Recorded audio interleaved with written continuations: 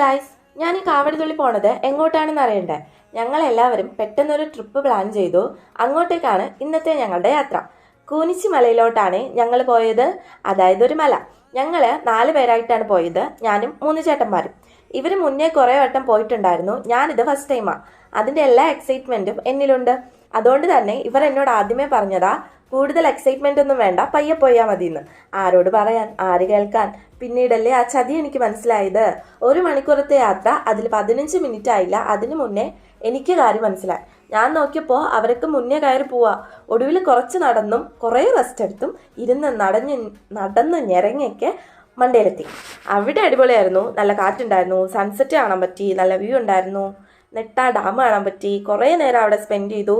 അതൊക്കെ കഴിഞ്ഞിട്ട് ഞങ്ങൾ തിരിച്ചിറങ്ങി. അപ്പോഴേക്കും രാത്രി ആയിട്ടുണ്ടായിരുന്നു. അപ്പോൾ അത്രയേ ഉള്ളൂ ഇന്നത്തെ വിശേഷം. അപ്പോൾ ഓക്കെ, ബൈ.